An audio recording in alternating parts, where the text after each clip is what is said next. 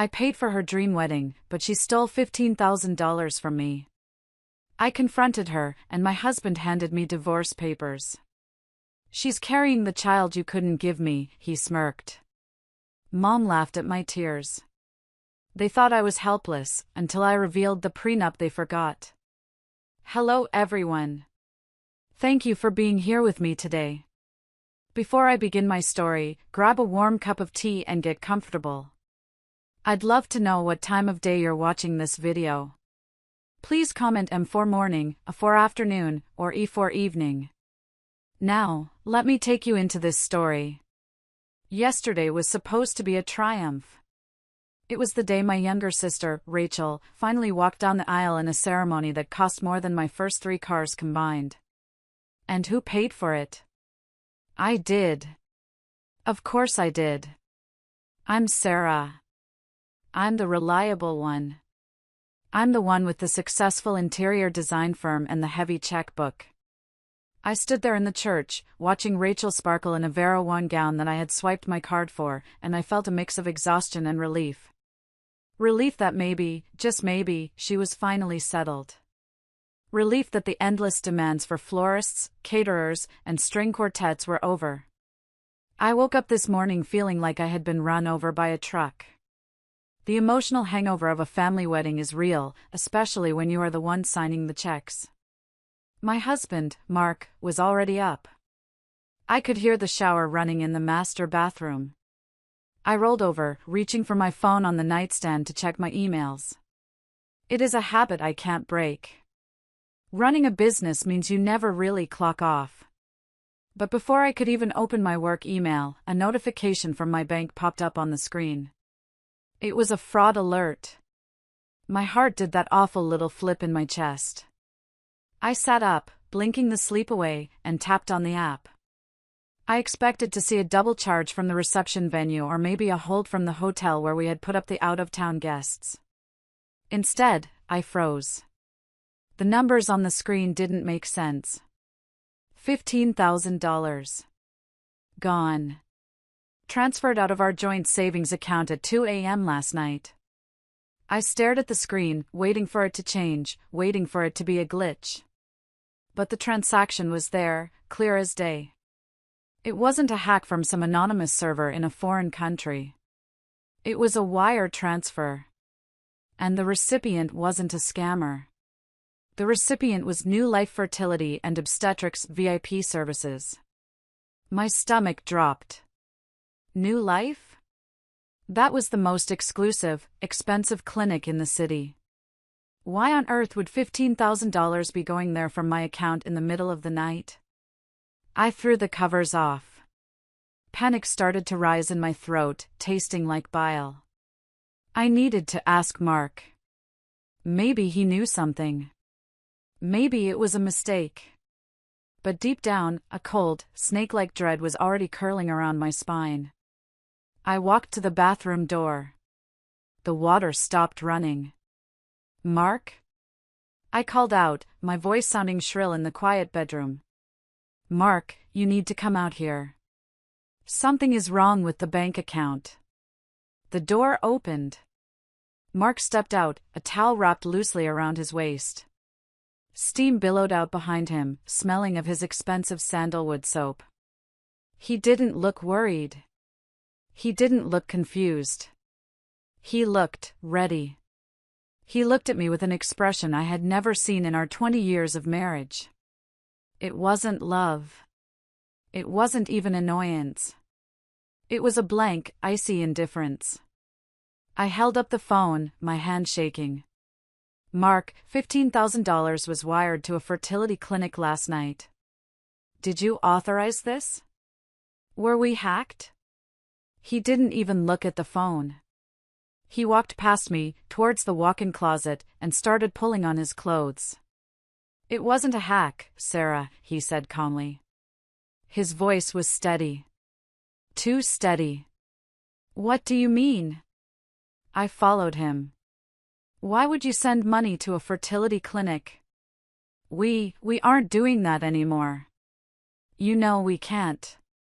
He pulled a crisp white dress shirt off the hanger. He buttoned it slowly, methodically, starting from the bottom. "I know you can't, Sarah," he said, finally meeting my eyes. The air left the room. "What?" Mark turned to face me fully. He looked at me like I was a stranger, or worse, an employee he was about to fire. "I sent the money," he said. "And I'm glad you saw it. It saves me the trouble of bringing it up over coffee." "Bringing what up?" I whispered. I felt dizzy. My knees felt weak, and I had to grab the edge of the dresser to steady myself. He reached into his briefcase, which was sitting packed by the door. I hadn't noticed it before. He pulled out a thick manila envelope and tossed it onto the bed between us. It landed with a heavy slap. "I want a divorce, Sarah," he said. The world stopped. The silence in the room was deafening. I looked at the envelope, then at him. "Divorce?" I stammered. "But we were just dancing at the wedding last night. We were happy." "Mark, what is happening? Is this about the money? If you needed money for something, you could have just asked. You didn't have to steal it." He laughed. It was a dry, humorless sound. "Steal? It's a joint account, Sarah. It's my money too. And frankly, I've earned it. Putting up with you for 2 decades? That's hard labor." He checked his watch. A Rolex I had bought him for his promotion last year. "My lawyer has already filed the paperwork. I suggest you get one too. Although, considering how emotional you get, maybe you should just sign what I give you and save us both the drama." I stood there, trembling in my pajamas, while the man I had shared my life with for 20 years stood fully dressed, looking at me with pure contempt. "Why?" I managed to choke out. "Why now?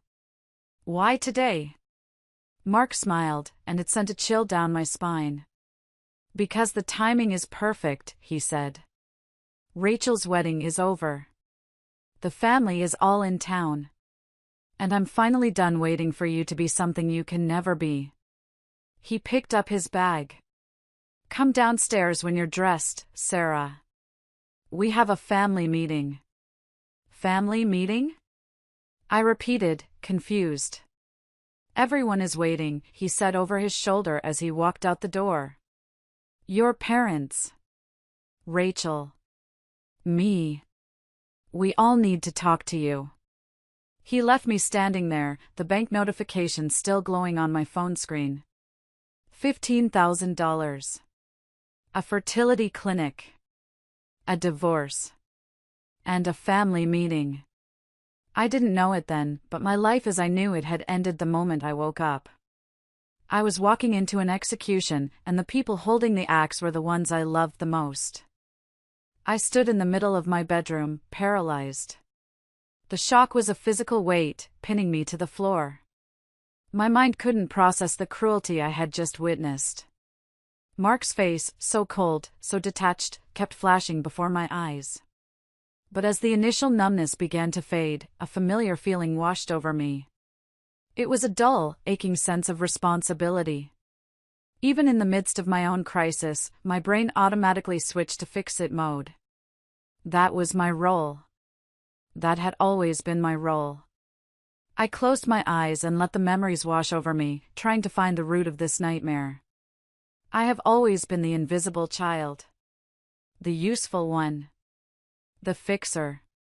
I'm 48 years old now, but I can still feel the sting of being 10 years old, standing in the living room with a report card full of straight A's, waiting for my parents to look up from the TV. They never did. Not really. Then Rachel came along. Rachel, my baby sister. She is 14 years younger than me. When she was born, it was like the sun suddenly decided to shine only on her. She was the miracle baby. The golden child. She was cute, bubbly, and demanding. And I became the third parent. While Rachel was taking ballet lessons and going to summer camps, I was working part-time jobs after school to save for my own college fund. My parents, Brenda and Robert, made it clear early on that their resources were limited, and those resources were earmarked for Rachel. Sarah is strong, my mother would say, patting my hand dismissively. Sarah can take care of herself. But Rachel needs us. And I believed them. I wore my independence like a badge of honor. I built my interior design company from the ground up. I worked 18-hour days. I skipped vacations. I ate ramen noodles in a studio apartment so I could reinvest every penny into my business. And when the money finally started coming in, who was the first in line with their hand out? My family. I remember 10 years ago, when Rachel was 24. She had gotten herself into massive credit card debt, gambling online and buying designer purses she couldn't afford. Collectors were calling the house. My parents were frantic. They called me in the middle of a client meeting, crying. "They're going to ruin her credit, Sarah," my dad had shouted. "She's just a baby. She didn't know any better. You have to help her." I had just bought my first luxury car, a symbol that I had finally made it. I loved that car. But I looked at my parents' terrified faces, and I caved. I sold the car the next week. I took the check, drove to the bank, and paid off Rachel's debt in full. $25,000. I remember handing the receipt to Rachel. I expected a hug. A thank you. Maybe even a tear. Instead, she snatched the paper from my hand, checked the balance, and sighed. "Took you long enough," she mumbled. I was so stressed out I broke out in hives.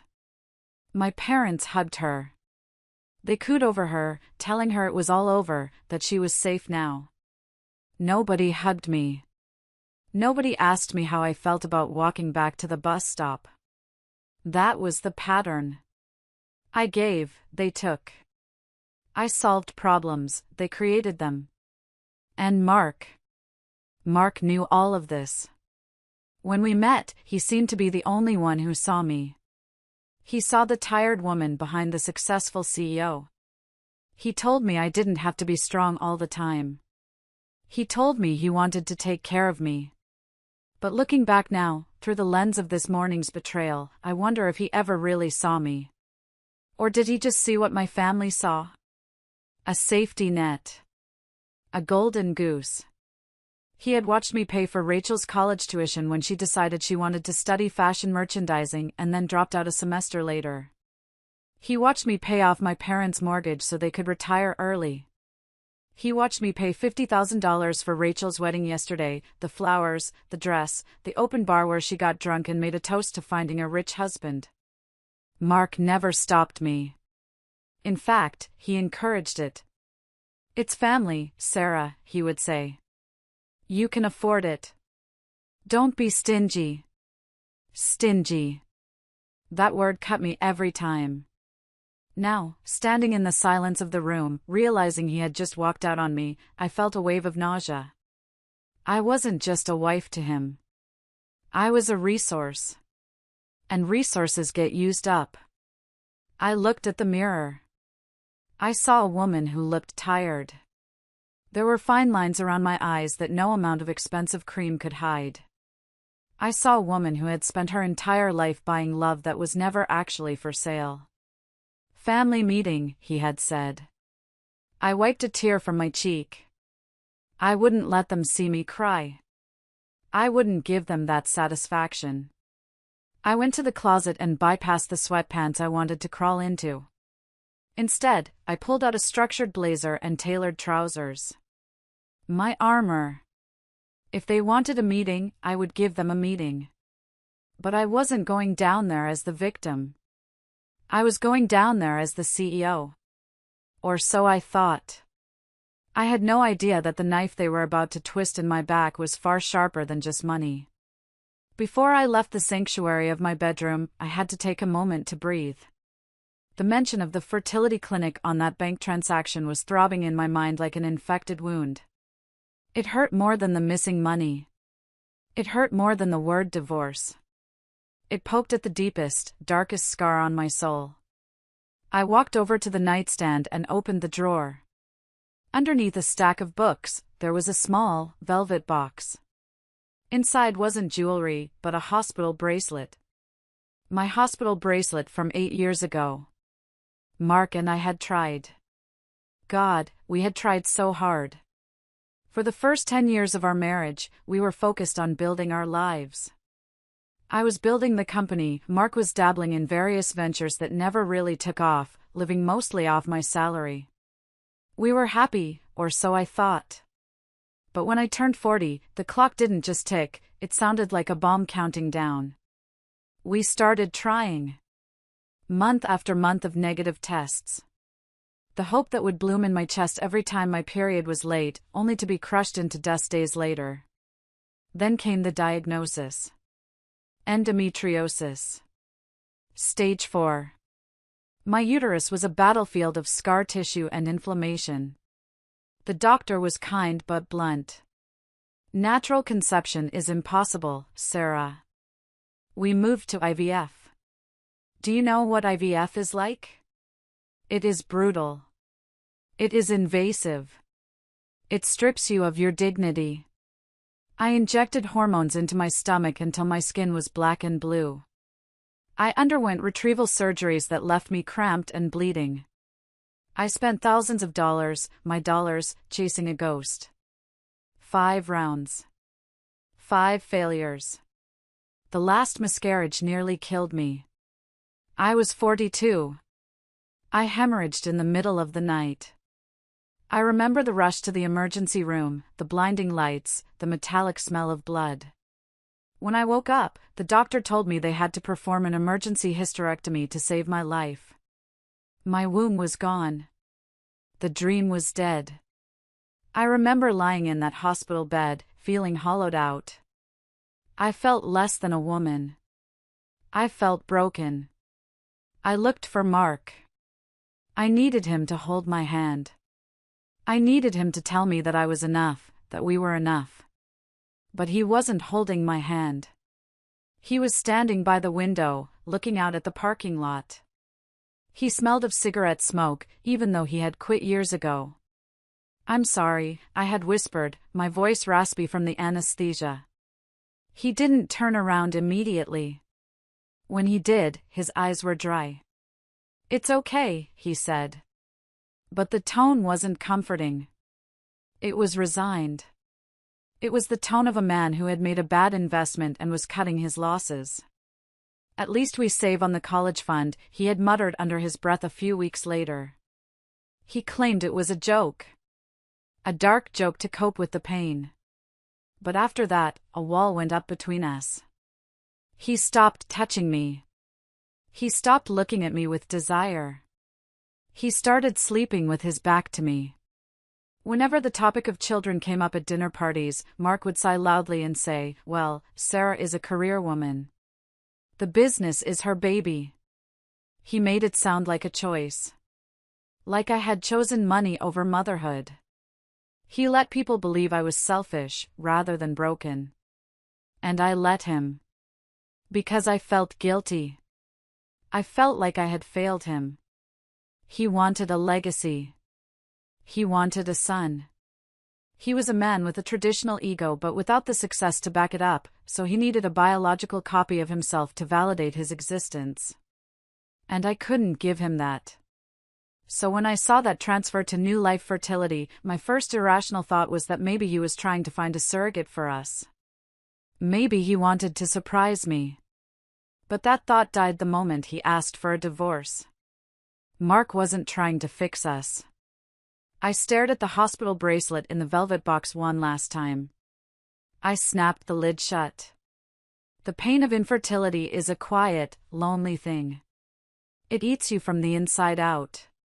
But today, that pain was transforming into something else. Rage. Why was he sending money to a fertility clinic now?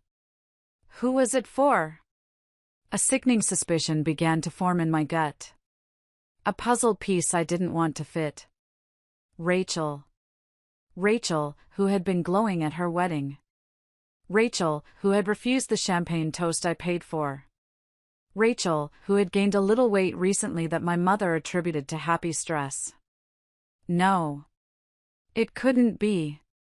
That was too twisted. That was a soap opera plot, not my life.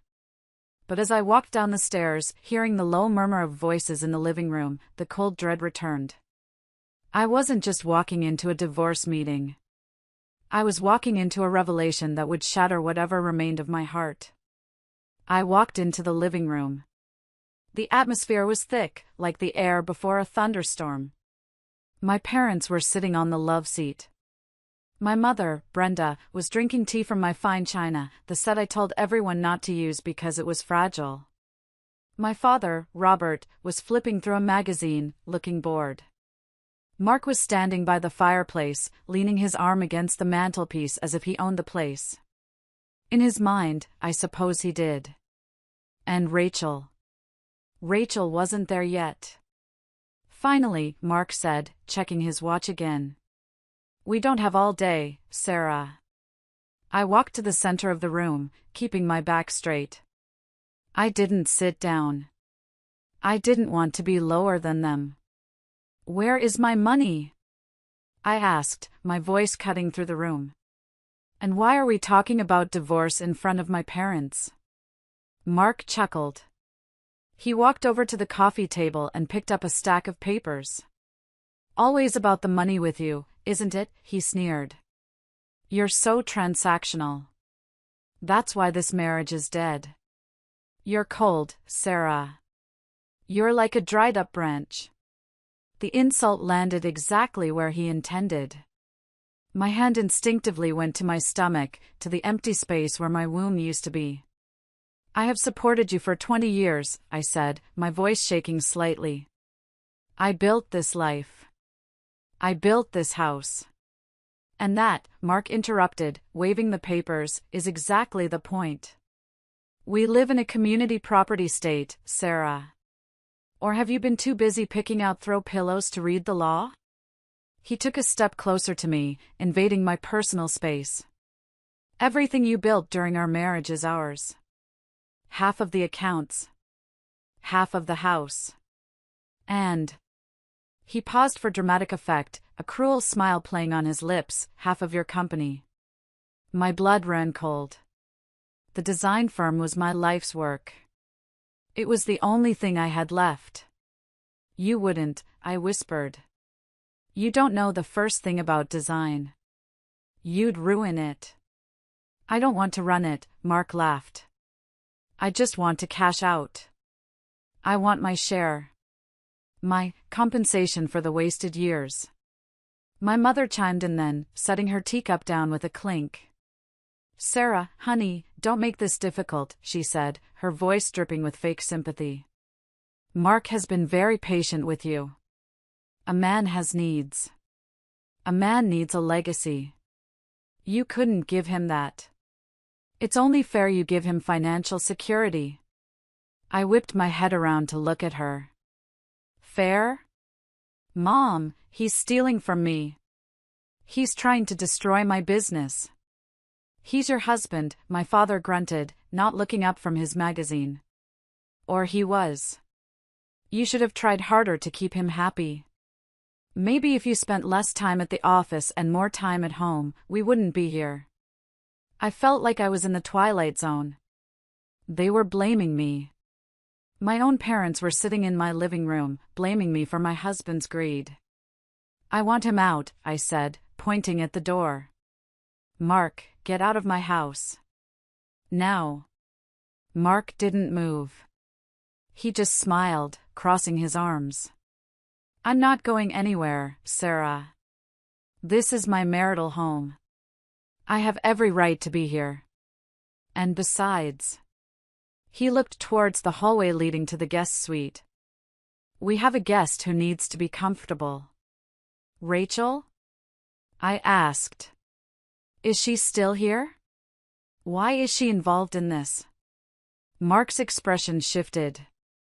The cruelty remained, but mixed with a sickening kind of pride. Because, he said softly, she has something you don't. She has a future. I looked at my parents. They wouldn't meet my eyes. My mother was studying her fingernails. My father was suddenly very interested in the fireplace. What is going on? I demanded. My heart was hammering against my ribs like a trapped bird. Where is my sister? I'm right here, Sarah. The voice came from the hallway. I turned around. And then, everything stopped. The anger, the fear, the confusion, it all coalesced into a single, blinding moment of horror. Rachel stood there. She wasn't wearing her clothes. She was wearing my silk robe, the expensive, hand-painted one I had bought in Italy. But it wasn't the robe that made me gasp. It was the way she was standing. Her hand was resting protectively on her stomach. A stomach that was protruding just enough to be noticeable under the silk. She was pregnant. And looking at Mark's face, that look of pride, of ownership, I didn't need a DNA test. I didn't need a confession. The $15,000 to the fertility clinic. The secret whispers. The divorce. The puzzle pieces slammed together, forming a picture so grotesque I wanted to vomit. Rachel walked into the room, her movements slow and exaggerated, like she was carrying a crown jewel instead of a betrayal. She smirked at me, her fingers tracing circles over the small bump beneath the silk. Surprised? She asked, her voice light and airy. I couldn't speak. My mouth opened and closed, but no sound came out. My brain was short-circuiting. My sister. My husband. How? I finally choked out. You just got married yesterday. To Kevin. Rachel laughed, throwing her head back. Oh, Sarah. Kevin? Kevin is a prop. He's sweet, but he's broke. And frankly, he's boring. We needed the wedding for appearances. Plus, you were paying for it, so why not have a big party? She walked over to Mark. He reached out and wrapped an arm around her waist, pulling her close. He rested his hand on her stomach, right over hers. The intimacy of the gesture was like a physical blow. Kevin doesn't know about the baby? I asked, feeling faint.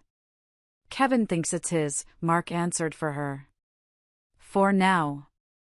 We'll handle him later. This isn't about Kevin. This is about us. Us? I whispered. We've been together for 2 years, Sarah, Rachel said, looking at me with pity. Since that Christmas party you were too busy to host properly.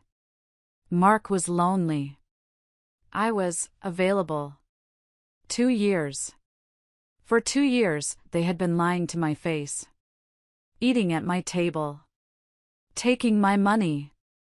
Rachel had planned her entire wedding on my dime while sleeping with my husband. And the baby? I pointed a trembling finger at her stomach. IVF, Mark said proudly. We wanted to be sure.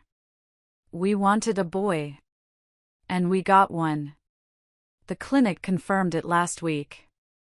That's my money, I screamed.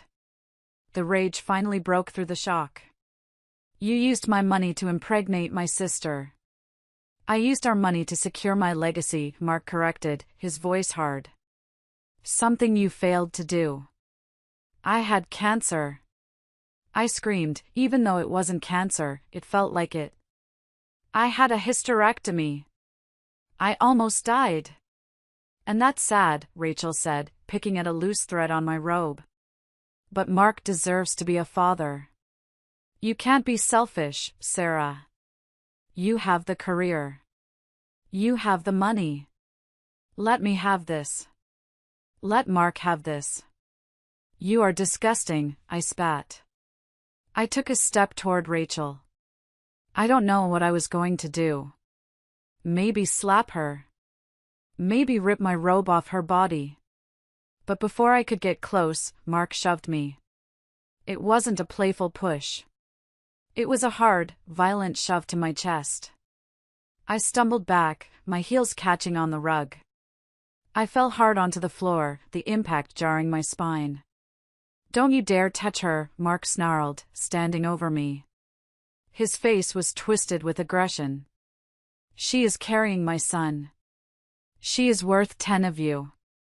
I looked up at him from the floor. This man who had sworn to protect me. "You hit me," I whispered. "I'm protecting my family," he said. "My real family." I looked over at my parents. Surely, this was the line. Surely, seeing their son-in-law shove their eldest daughter to the ground would snap them out of it. "Mom? Dad?" I pleaded. "Did you see that?" My father cleared his throat. "You are coming at her, Sarah."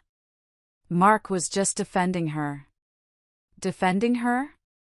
I cried, tears streaming down my face now. "She's sleeping with my husband. She's pregnant with his child. That is incest. That is sick." "It's unconventional," my mother said, smoothing her skirt. "But these things happen. And honestly, Sarah, look at the bright side. The baby will be family. It will be your nephew. You can be the aunt. You're good at that. You can buy him things." The room spun. "Buy him things?" I repeated. "That's all I am to you people? A wallet?" "Don't be dramatic," Rachel said, snuggling into Mark's side. "We're giving you a chance to be involved. Mark and I are going to be together. We're going to raise this baby. And since you have this big, empty house with all those unused bedrooms." She looked around the living room, her eyes gleaming with greed. "We think it's best if we raise him here. It's a good environment for a child." I realized then what the endgame was. They didn't just want the money. They wanted my life. They wanted to replace me, completely. Rachel wanted to be the mistress of my house, the wife of my husband, the mother of the child I couldn't have. And they expected me to pay for it. I sat on the floor, the Persian rug scratching my palms. From this low vantage point, they looked like a grotesque tribunal. The adulterous husband, the treacherous sister, and the parents who had sold me out for a grandchild. "You want the house?" I asked quietly, pushing myself up. My hip throbbed where I had landed. "It makes the most sense," my mother said, nodding eagerly. "Rachel needs stability. And you, well, you're always working. You could get a condo in the city. Something smaller. Easier to maintain. Plus," Mark added, "the alimony and child support I'll be asking for will be substantial. If you let us keep the house, I might go easier on the cash demands." "Child support?"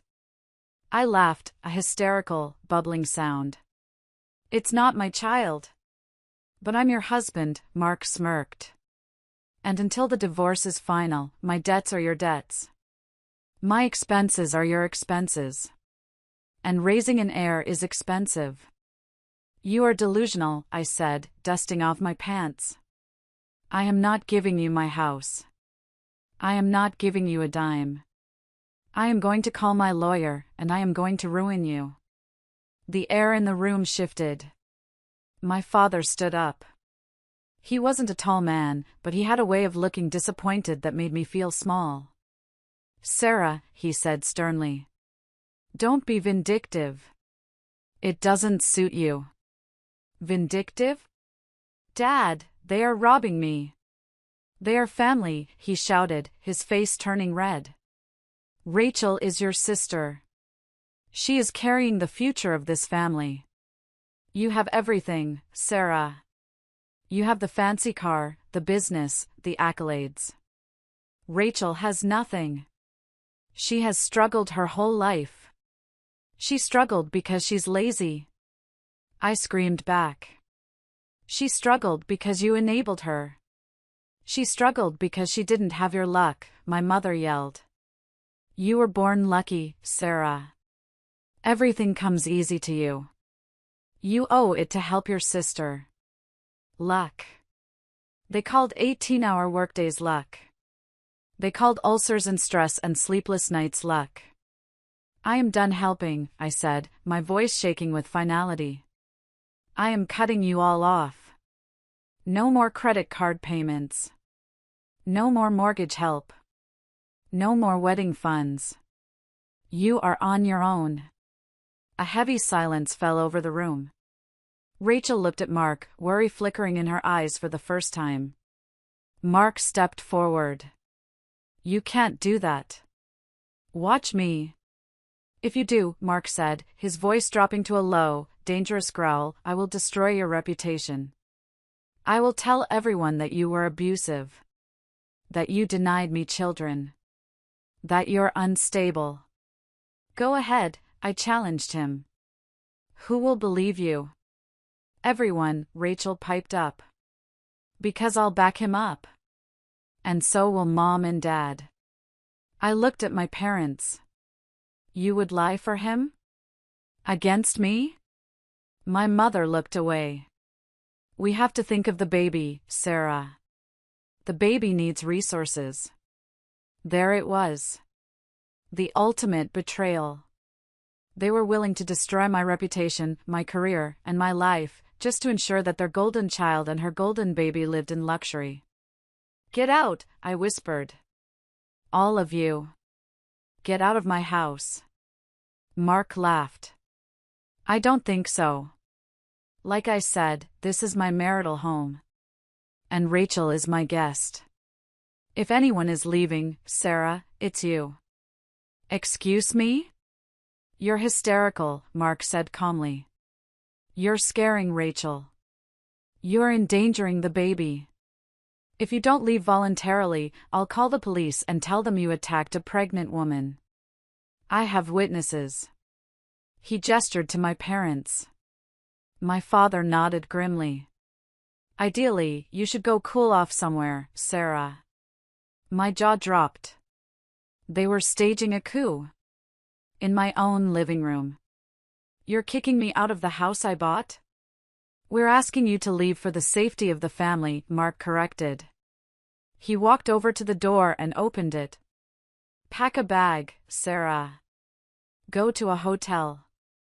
We'll have the lawyers talk on Monday. I looked at them. The united front. The wall of greed and entitlement.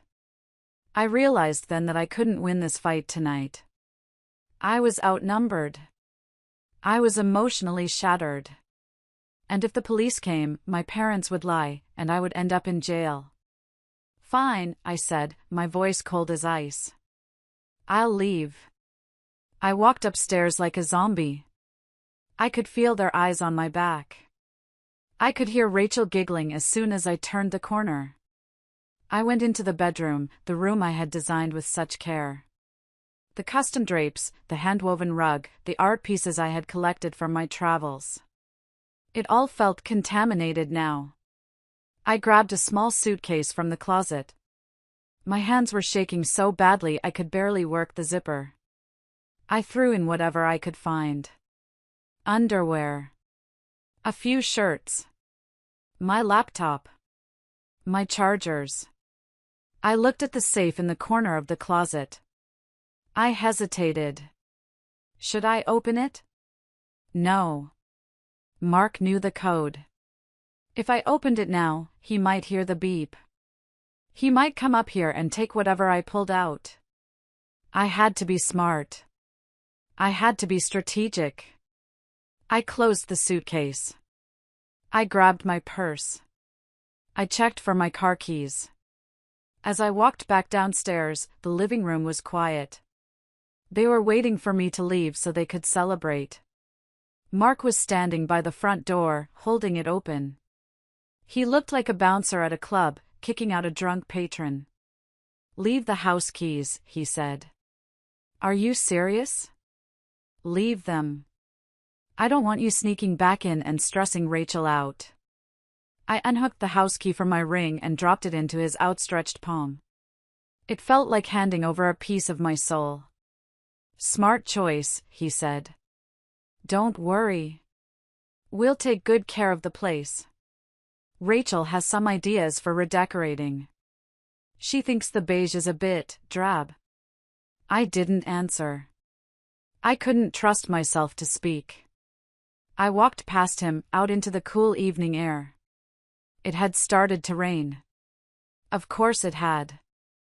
I walked to my car, a sleek black Mercedes parked in the driveway. It was the only thing I had right now that felt safe. As I opened the door, I heard the front door of the house slam shut. The sound echoed like a gunshot. I sat in the driver's seat, locked the doors, and just breathed. The rain drummed against the roof. I looked up at the house. The lights were on in the living room. I could see shadows moving. They were in there. Eating my food. Drinking my wine. Planning their future with my money. My parents were probably cooing over Rachel's belly. Mark was probably pouring himself a scotch, my vintage Macallan. I felt a scream building in my chest, a primal sound of rage and grief. But I swallowed it down. Screaming wouldn't help. Screaming would just fog up the windows. I started the engine and backed out of the driveway. I drove down the street, the windshield wipers swishing back and forth like a metronome. Where was I going?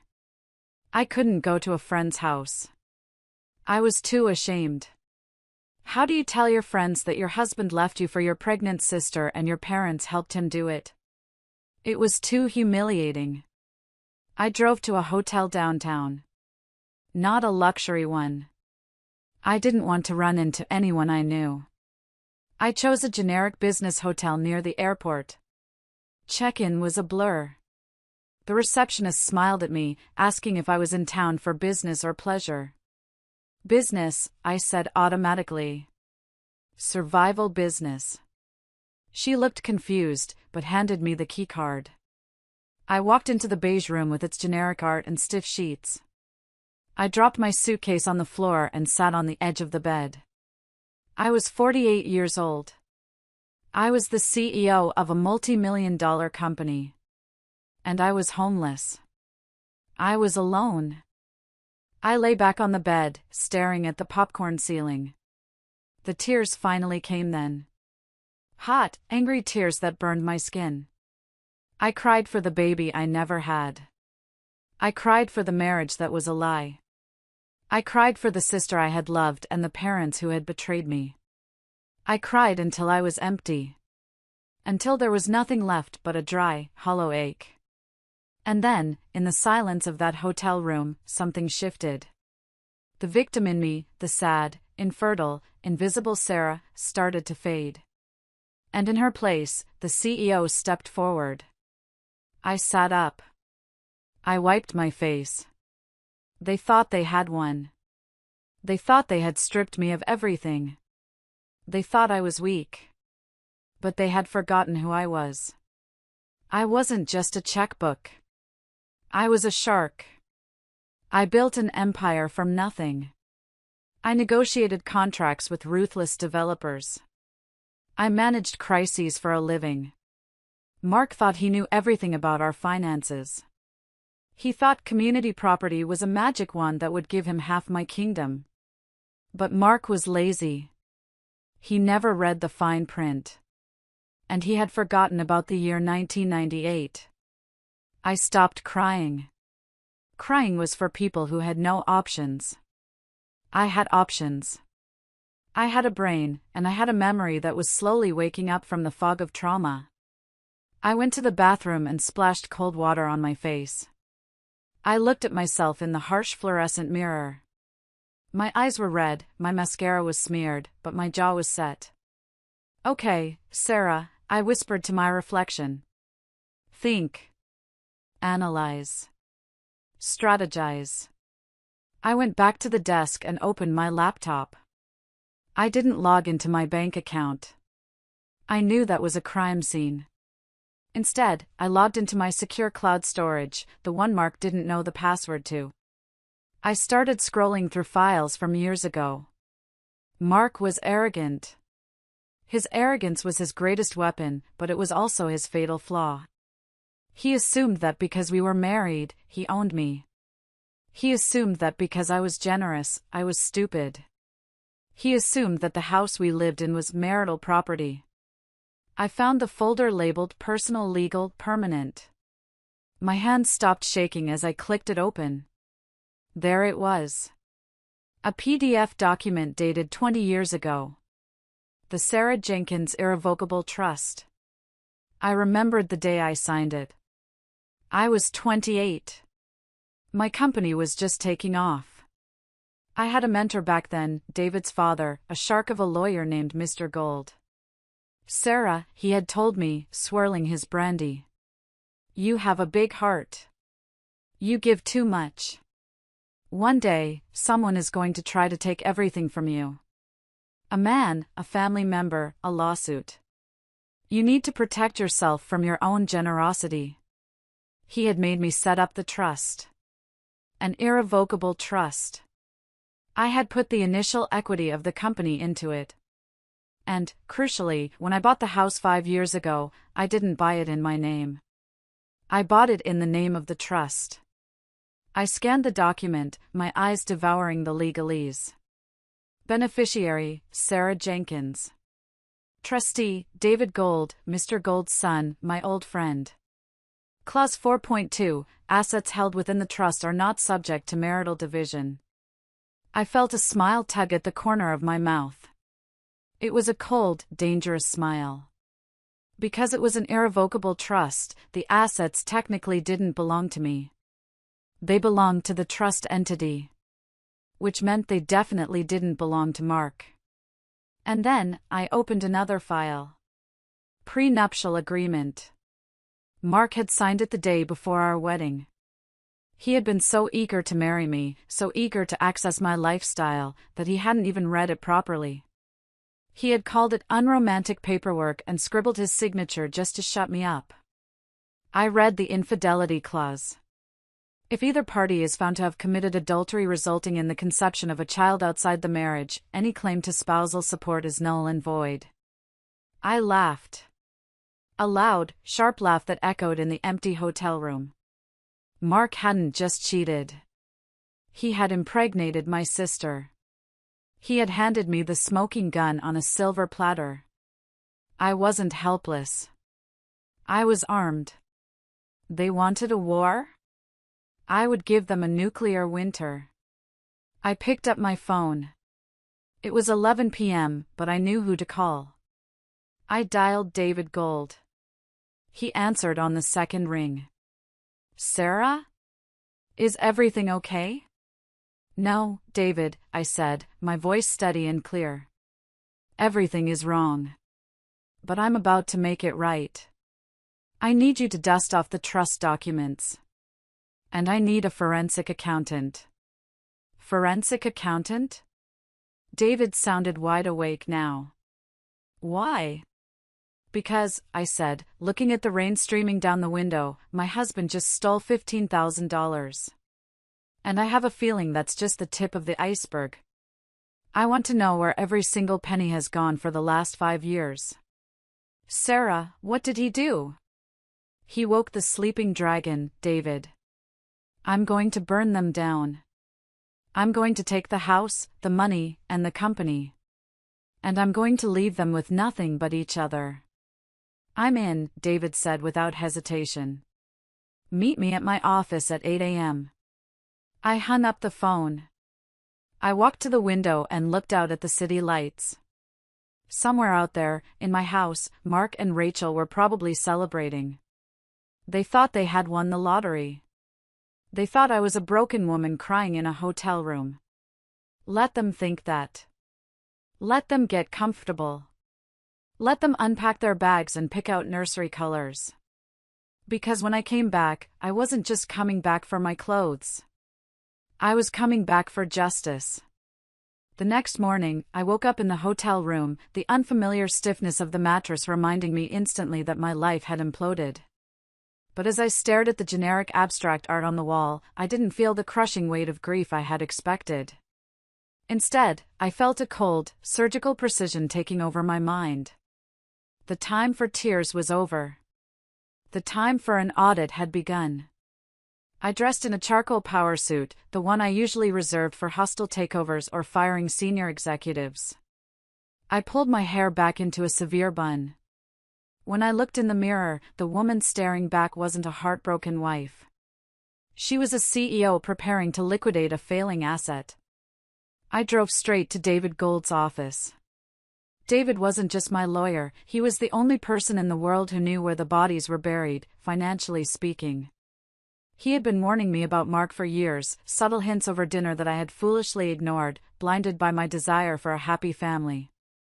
When I walked into his conference room, the air was thick with the smell of expensive coffee and old paper. David was already there, flanked by a man I didn't recognize.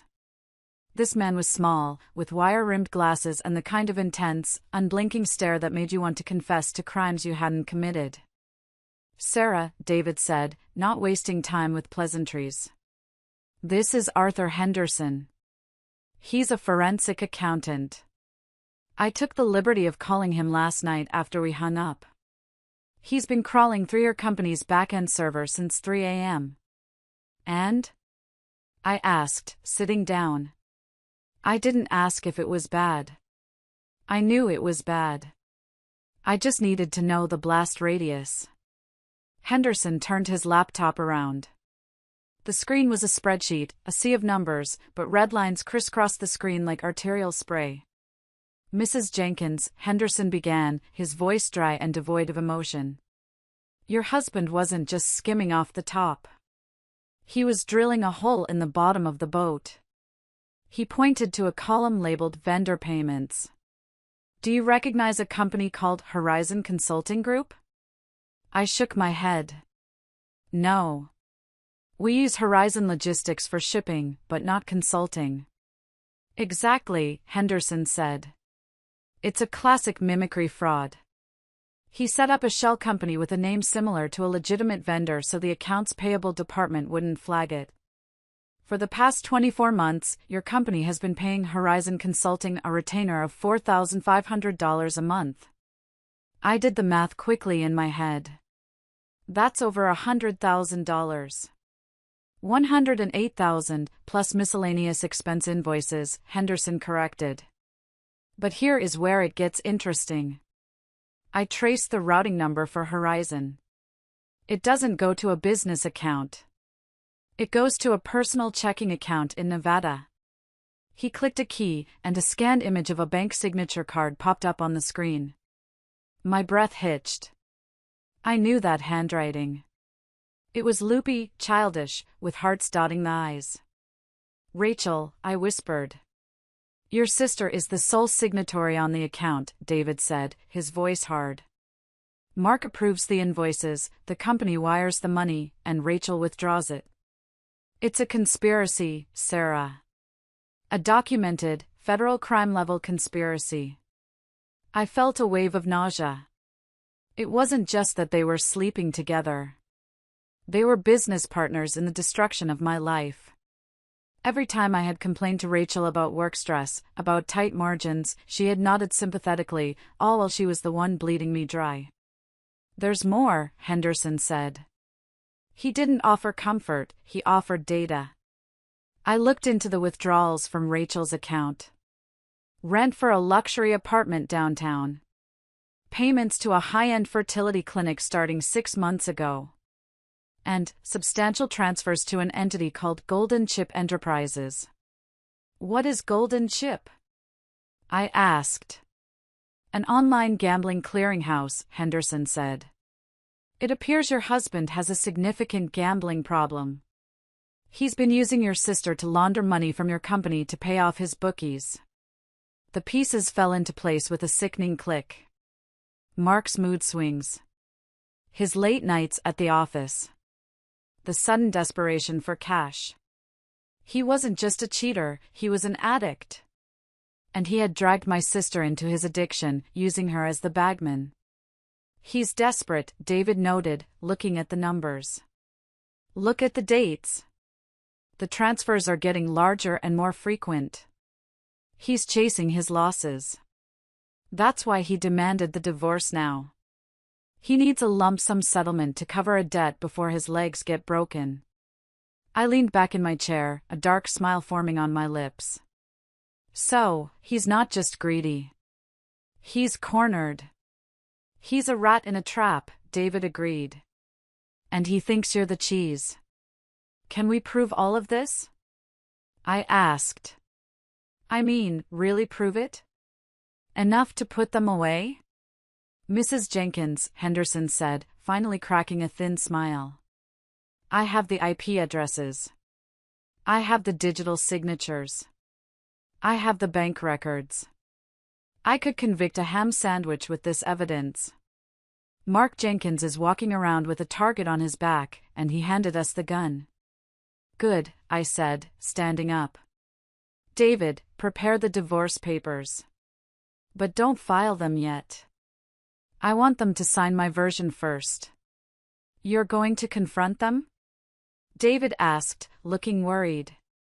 Sarah, these people are desperate. Mark is cornered. It could be dangerous.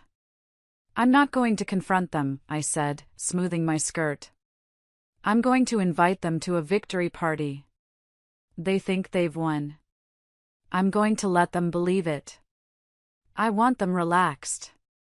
I want them arrogant. And then, when they are sipping my champagne and counting my money, I'm going to drop the guillotine. I spent the next 2 days in a state of hyper-focused activity.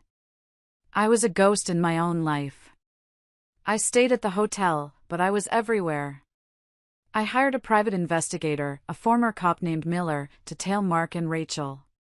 I needed to know exactly what they were doing while they squatted in my home.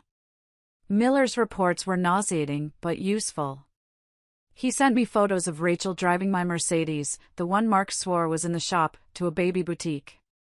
I saw pictures of them carrying bags of clothes, toys, and expensive nursery furniture into my house. They were nesting. They were stripping my home of my identity and replacing it with their twisted new reality.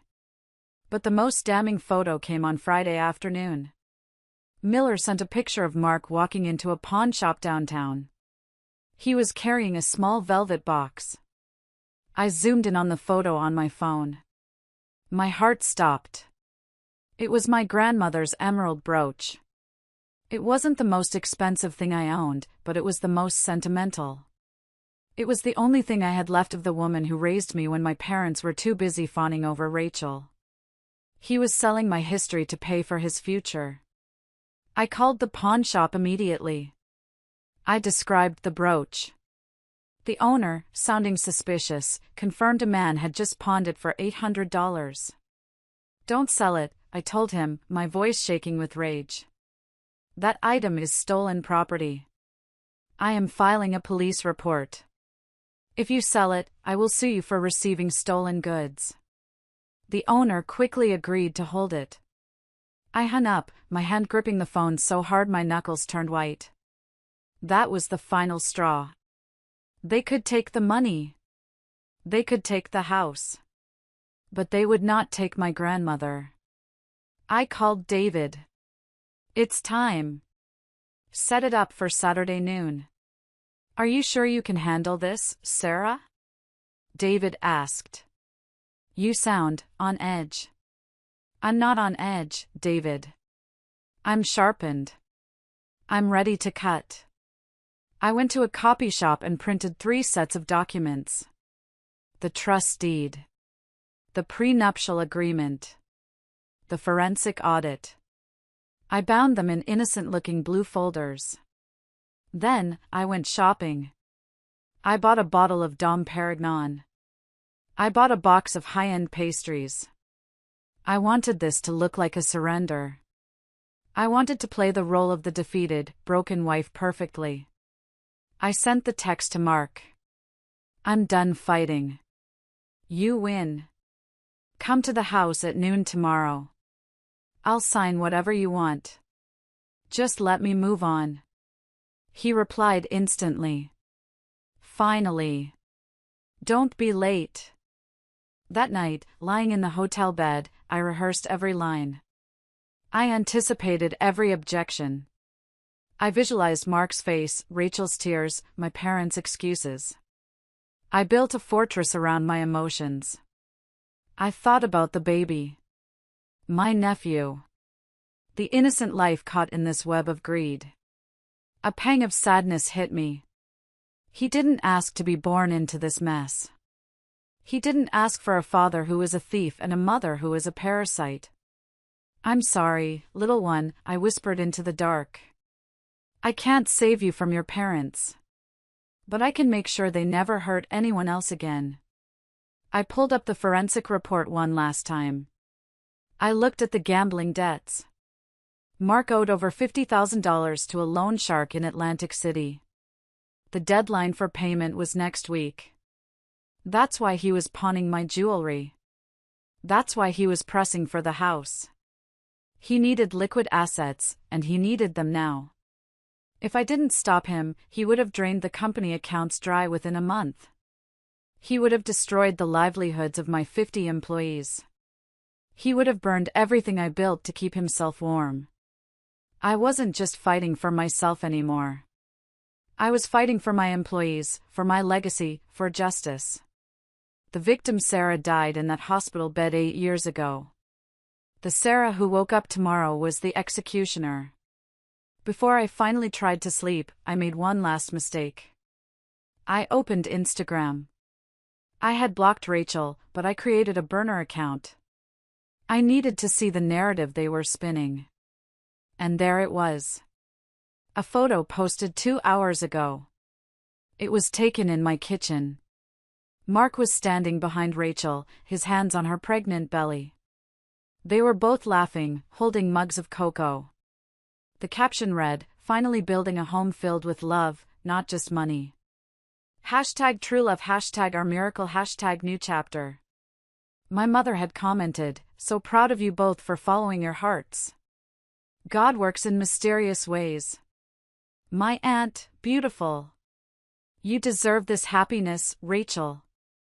Hundreds of likes. Comments from people I knew, people I had fed, people I had helped. They were all celebrating my erasure. They were cheering for the destruction of my marriage as if it were a romantic comedy. "Love, not just money," I read the caption out loud. The irony was so thick I could choke on it.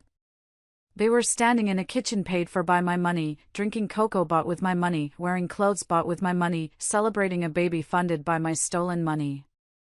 I felt a tear slide down my cheek, but I brushed it away angrily. I set up my phone on the hotel desk. I needed to talk to someone who would understand.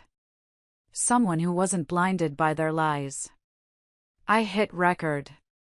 "I am sitting in a cheap hotel room while my husband and sister play house in the mansion I built," I said to the camera, my voice trembling but gaining strength. They think they've won. They think because I've been quiet for 3 days, I'm broken. They don't know that silence isn't surrender. Silence is reloading. I looked directly into the lens. I know I'm not the only one. I know there are women out there who have been told to sit down and shut up. To let the family take what they want because family comes first. Well, tomorrow, I'm going to show them that justice comes first. I took a deep breath. If you are still listening to my story, please help me like the video and comment #1 below. This tells me that you are amazing, and I understand that you are accompanying me throughout this journey. Your help is a huge encouragement, cheering me on. Please comment #1 so I can recognize you, and now, listen to me continue telling my story. I stopped the recording. I didn't post it. Not yet. I saved it. It would be part of my documentary one day. Saturday at 11 a.m. I arrived at the house an hour early. I parked down the street and walked up the driveway, avoiding the security cameras I knew Mark had probably monitored. I used the emergency key hidden inside the false sprinkler head in the garden, another secret Mark was too lazy to notice. The house was quiet, but it smelled wrong. It smelled of stale pizza and Mark's cheap body spray, masking the scent of the lavender diffusers I always used. I walked through the rooms. They had already started changing things. My antique vases were gone, replaced by tacky live, laugh, love signs. There were boxes everywhere labeled nursery. I went to the dining room. I set the table. Not for a meal, but for a negotiation. I placed the 3 blue folders at the head of the table. I placed the bottle of Dom Perignon in the center, next to the box of pastries. I sat down and waited. At 11:55 a.m., I heard cars pulling into the driveway. Laughter. Voices. The front door opened. "Hello?" Mark's voice boomed. "Sarah? You better be here." In the dining room, I called out. They walked in. It was a procession of arrogance. Mark led the way, looking like a rooster in a henhouse.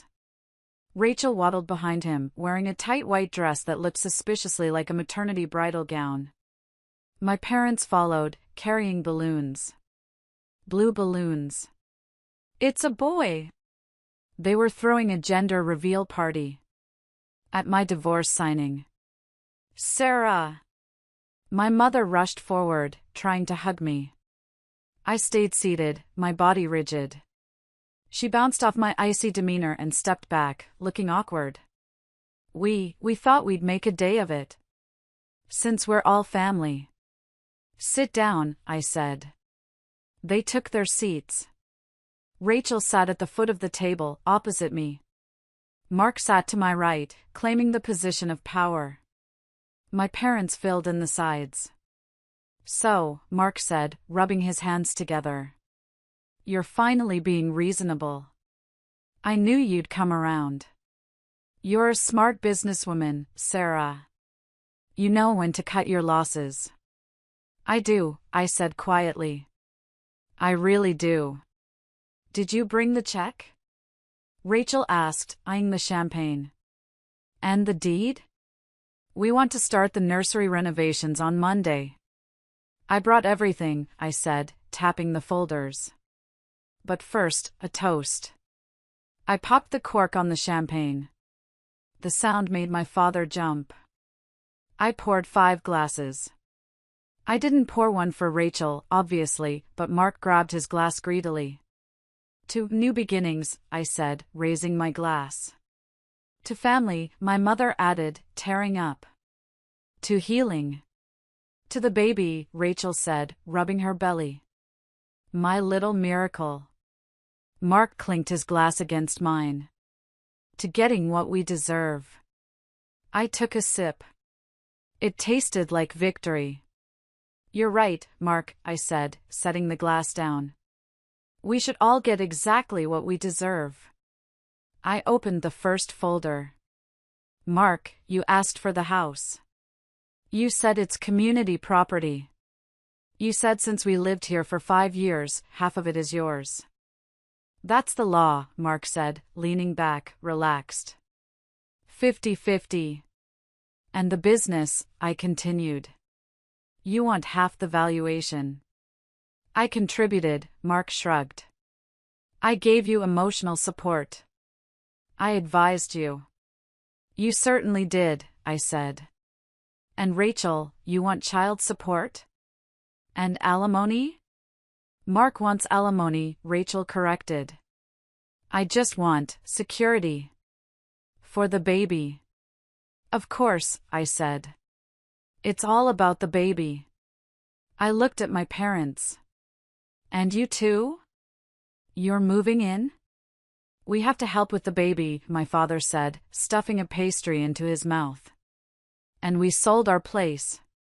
We gave the money to Mark to invest. So we're a bit short right now." I nodded. The picture was complete. They had bet the farm on Mark's scheme. "Well," I said, "I have reviewed all your demands. And I have reviewed the law." Mark smirked. And I realized," I said, my voice dropping an octave, losing all warmth, "that there has been a terrible misunderstanding." "What misunderstanding?" Mark's smile faltered. "You seem to think you are negotiating with your wife," I said. "But you're not." You're negotiating with a creditor. I slid the first folder across the table to Mark. Open it.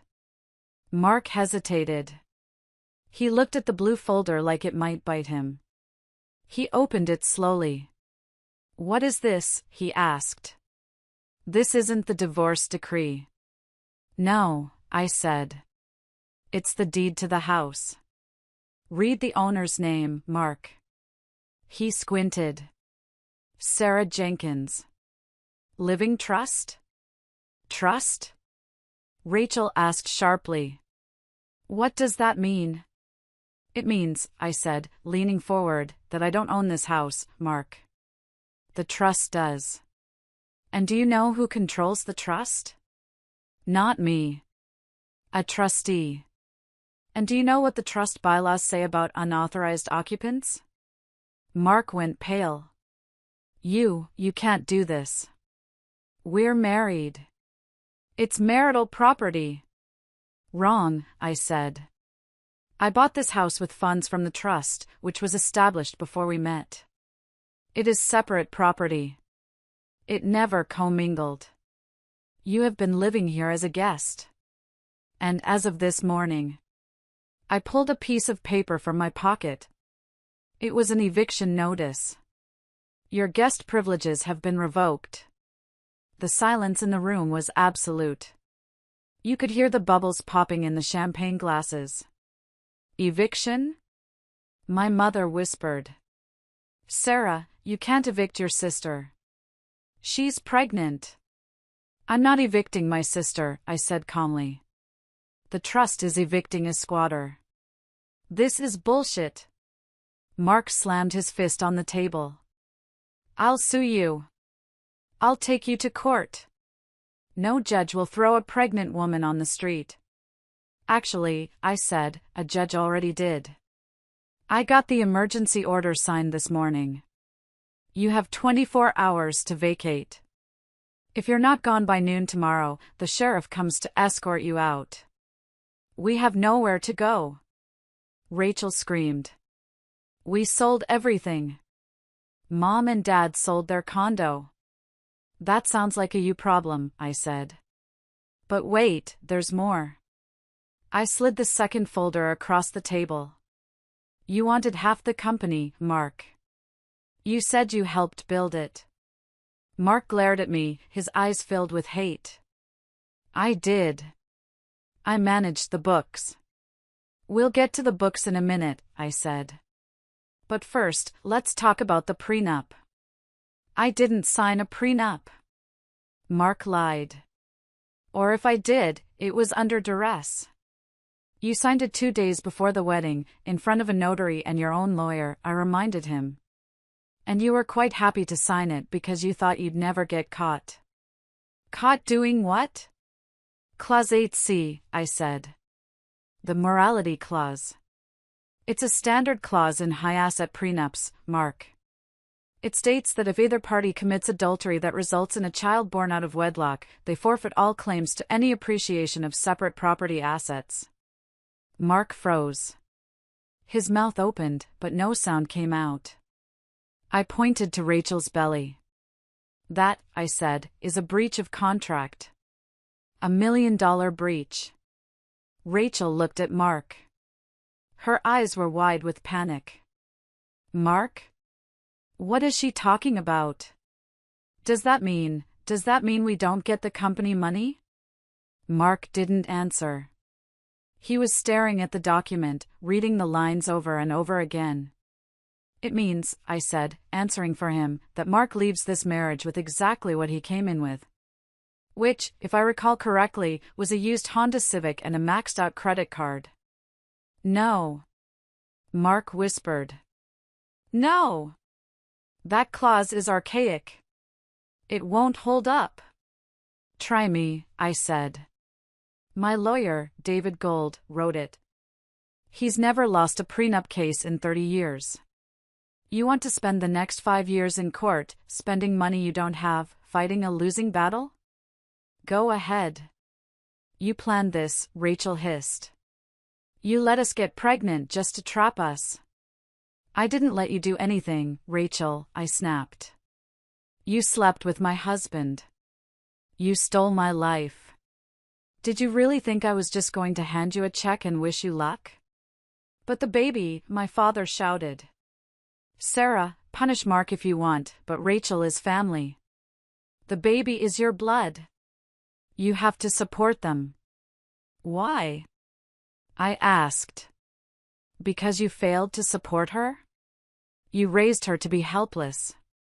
You raised her to be a parasite. And now she's found a new host. But guess what? This host is dying. I'm not dying. Rachel yelled. The host is me, I said. I'm cutting you off. All of you. No more money. No more bailouts. Mark suddenly stood up. He knocked his chair over. His face was red, veins bulging in his neck. You think you're so smart, he sneered. You think a piece of paper protects you? I know things, Sarah. I know about your tax shelters. I know about the offshore accounts. If you don't give me what I want, I'll report you to the IRS. I stared at him. A slow smile spread across my face. Oh, Mark, I said softly. I was really hoping you would bring up the taxes. I reached for the third folder. The thickest one. Because that brings us to the most interesting part of our little meeting. Mark's eyes flicked to the folder.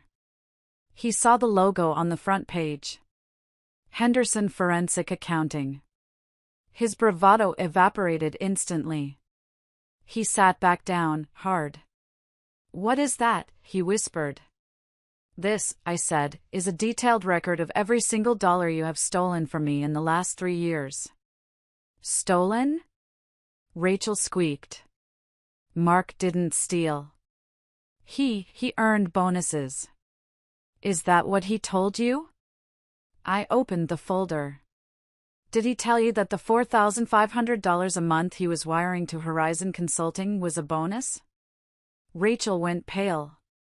She looked at Mark. You said that was your salary. You said Sarah approved it. I never approved a dime to a shell company in Nevada, Rachel, I said. And I certainly never approved you as the signatory. I pulled out a copy of a check. A check signed by Rachel Miller. This is your signature, isn't it? Rachel trembled. I just signed where he told me to. I didn't know. It's called money laundering, Rachel, I said. And conspiracy to commit embezzlement. It's a felony. I turned back to Mark. He was sweating now. Profusely. $250,000, I said. That's the total. Plus the $15,000 for the clinic. Plus the $40,000 you sent to Golden Chip Enterprises. My parents looked confused. What is Golden Chip? My mother asked. It's an online casino, I said. Your son-in-law isn't an investor, Dad. He's a gambler. A losing gambler. That's a lie. Mark shouted. I was day trading. I was trying to grow our portfolio. By betting on virtual blackjack at 3 a.m.? I asked. I have the logs, Mark. I have the IP addresses. You lost the money. And then you stole from my company to pay your debts. And when that wasn't enough, you stole my grandmother's brooch. My mother gasped. Mother's emerald brooch? You sold it? Mark looked down at the table. I was going to buy it back. Once the divorce settlement came through. You pawned it for $800, I said with disgust. To buy into a poker game. You are pathetic. So, what now? Mark asked, his voice low and dangerous. You going to sue me? Good luck collecting. I have nothing. I know you have nothing, I said. That's why I'm not suing you for the money. Then what do you want? I want justice. I checked my watch. 12:30. What happens at 12:30? Rachel asked, looking around nervously. At 12:30, I said, the police arrive. Mark shot up from his chair. You called the cops? I did. And I sent them this file 3 hours ago. You bitch. Mark lunged across the table. It happened in slow motion. Mark reaching for me, his hands like claws. My father shouting. Rachel screaming. But he never reached me. The front door kicked open. It wasn't locked. I had left it unlocked for a reason. Police. Nobody move. 3 officers stormed into the dining room, guns drawn. Mark Jenkins. Hands where I can see them. Mark froze, halfway across the table, one hand knocking over the champagne bottle. It shattered on the floor, foaming liquid pooling around its boy balloons. Don't shoot! Mark screamed, raising his hands. She's crazy. She invited us here. It's a domestic dispute. The lead officer, a burly man with a no-nonsense face, walked up to Mark. Mark Jenkins, you are under arrest for grand larceny, embezzlement, and wire fraud. He grabbed Mark's arm and spun him around. The handcuffs clicked. You have the right to remain silent. Rachel! Mark shouted as he was dragged away from the table. Call the lawyer. Call the guy I told you about. But Rachel wasn't calling anyone.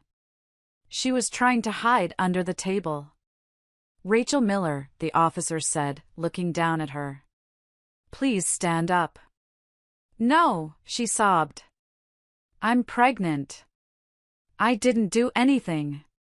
We have a warrant for your arrest for conspiracy and money laundering, the officer said. Stand up, ma'am. Do not make us use force. Sarah. Rachel looked at me, her face a mask of terror. Sarah, tell them. Tell them I didn't know. I'm your sister. I looked at her. I looked at the sister who had slept with my husband, who had spent my money on a nursery while plotting to kick me out of my own home. You signed the checks, Rachel, I said calmly. You spent the money. You're an adult. Mom! Rachel screamed as a female officer pulled her up and cuffed her hands in front of her belly. Mom, help me! My mother was sobbing hysterically, clutching my father. Officer, please! She's having a baby. You can't take her to jail. She'll be processed and seen by a medic, the officer said. But she is coming with us. They dragged them out. Mark, cursing and shouting threats. Rachel, wailing like a banshee. My house was suddenly full of uniformed strangers. They were taking photos of the documents on the table. They were bagging Mark's laptop. I stood in the corner, watching it all. I felt numb. But it was a good numb. The numbness of a cancer finally being cut out. My father stood up, shaking. He looked at me with eyes full of hate. Are you happy now? He spat. You sent your own sister to prison. You destroyed your family. I didn't destroy anything, Dad, I said. I just took out the trash. The police cleared out by 1 p.m. They took the evidence, they took the criminals, and they left me with the silence. My parents were the last to leave. They refused to look at me as they packed their bags. They called a taxi to take them to a motel. Don't expect to hear from us, my mother said at the door, her voice trembling with rage. You are dead to us. I've been dead to you for years, I said. You just didn't notice because the checks were still clearing. I closed the door and locked it. Then I engaged the deadbolt. Then the security system. I slid down to the floor and sat there in the foyer. I didn't cry. I just breathed. For the first time in 20 years, the air in my house felt clean. But the war wasn't over. The next few weeks were a legal hurricane. Mark was denied bail. The judge looked at his gambling debts, his lack of ties to the community since I evicted him, and the sheer scale of the fraud, and deemed him a flight risk. Rachel made bail, posted by my parents who had to sell their car and cash out their last remaining life insurance policy. She was confined to the motel room with them, wearing an ankle monitor. Then came the phone calls. The first one was from the jail. Mark. I accepted it because David told me to record everything. Sarah, Mark's voice was different. The arrogance was gone, replaced by a desperate, wheedling tone. Sarah, baby, please. You have to drop the charges. I can't stay here. They know I was in finance. They think I have money. I'm a target. You're not in finance, Mark, I said. You're a thief. I'll give you everything, he begged. I'll sign the divorce papers. I'll admit to the affair in court. Just tell the DA it was a misunderstanding. Tell them I had verbal authorization. I can't lie to the police, Mark. That would be a crime. Rachel is going to testify against me, he shouted, his voice cracking. She's cutting a deal. She's telling them I forced her. You know that's a lie. She wanted the money as much as I did. She's the one who wanted the penthouse. I know, I said. And that's why she's going down too. But thanks for confirming it. I hung up. The second blow came from Rachel's lawyer. She was claiming coercion. She was painting herself as the naive victim of a manipulative older man. David and I sat down with the DA. We showed them the text messages I had recovered from the cloud, Mark's old phone backup. Rachel, make sure you transfer the $5,000 today, I saw a stroller I want. Rachel, did she notice the withdrawal? LOL, she's so clueless. Rachel, I can't wait until she's kicked out and we can redecorate. The DA read the texts. He looked at David. Coercion my ass. She's the ringleader. Exactly, David said. No plea deal for her either. The flying monkeys were relentless. My aunt posted a long rant on Facebook about how I was a jealous, barren woman punishing her fertile sister. I didn't respond. I simply sued her for defamation. David sent a cease and desist letter that was so terrifying she deleted her account within an hour. I was systematically dismantling their support network. I was isolating them. One night, my doorbell rang. I checked the camera. It was my father. He looked old. Broken. I opened the door, leaving the chain on. What do you want? We have no food, he said. He wasn't demanding anymore. He was begging. Rachel needs vitamins. The motel, it has bed bugs. Sarah, please. Just a few $100s. I looked at the man who had ignored my achievements my entire life. The man who had sided with my cheating husband because he wanted a grandson. I can't give you money, I said. But I can give you a job application. I slid a paper through the crack. It was a flyer for a cleaning service. They're hiring, I said. Honest work. You should try it. He stared at the paper. Then he spat on my porch. You will burn in hell. Maybe, I said, closing the door. But at least I'll have my own house. The trial took place 3 months later. It was a media circus. The millionaire design CEO versus the cheating husband and the pregnant sister. The tabloids loved it. I testified for 2 days. I sat on the stand, calm and composed, while Mark's lawyer tried to paint me as a cold, unloving wife who drove him to seek comfort elsewhere. Mrs. Jenkins, isn't it true you spent more time at the office than at home? I was working to pay for the lifestyle my husband felt entitled to, I answered. Isn't it true you denied him children? I had a hysterectomy to save my life, I said, looking directly at the jury. If that is denial, then yes, I denied him. The jury, mostly women, hated him. Then came the turn. Mark took the stand to save himself. He threw Rachel under the bus so hard I heard the bones crunch. It was her idea, he sobbed. She seduced me. She said Sarah was too old. She said we deserved the money. She forged the signatures. Rachel screamed from the defense table. Liar! You said you loved me. The judge had to bang the gavel. It was pathetic. It was a soap opera.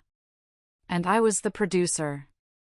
The verdict came back in 4 hours. Mark Jenkins, guilty on all counts. Sentenced to 5 years in state prison.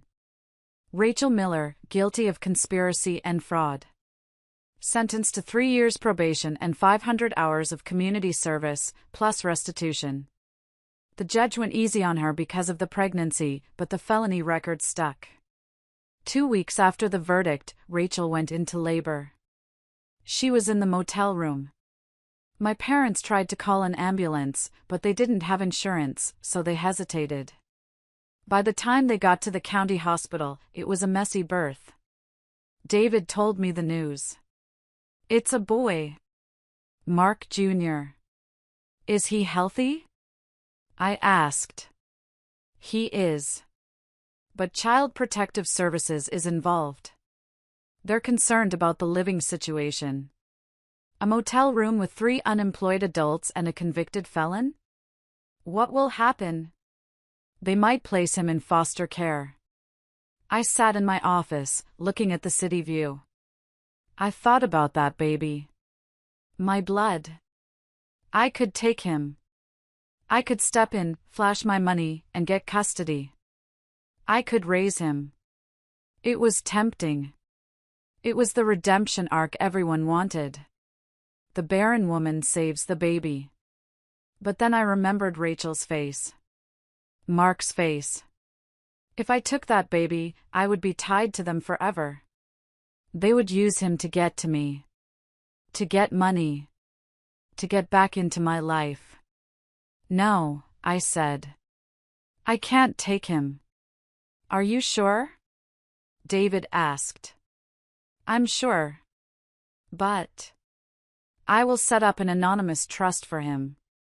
For his education. He can access it when he's 18. Until then, he's better off away from all of us. Even me. Mark went to prison.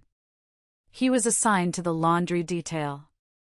I heard through the grapevine that he was not popular. He tried to act like a big shot, telling inmates he was a financial genius, and got beaten up for his shoes. Rachel and my parents moved to a trailer park in a neighboring state. They couldn't afford to live in the city anymore. Rachel works at a diner. My parents live off Social Security. They are miserable, and they blame each other every day. I sold the house. I couldn't live there anymore. The ghosts were too loud. I bought a penthouse downtown. It's all glass and steel and light. I decorated it myself, not for a family, but for me. My business exploded. The publicity from the trial, oddly enough, brought in clients. Women wanted to hire the Iron Lady who took down her cheating husband. I became a symbol of resilience. I started dating again. Slowly. I met James at a gallery opening. He's an architect. He's divorced, has 2 grown kids, and doesn't want any more. He has his own money. He has his own life. On our 3rd date, I told him everything. The hysterectomy. The betrayal. The revenge. I expected him to run. Most men would find it too much drama. James just looked at me, took a sip of his wine, and said, "Remind me never to piss you off." We laughed. It was the first time I had laughed without bitterness in years. I'm not healed completely. I still have trust issues. I still check my bank accounts every morning. But I'm free. I realized that for 40 years, I was trying to buy love. I thought if I was useful enough, rich enough, generous enough, they would love me. But you can't buy love. You can only rent parasites. I visited the ocean yesterday. I stood on the shore, letting the cold water rush over my feet. I thought about the Sarah who stood in that church, paying for her sister's wedding, desperate for approval.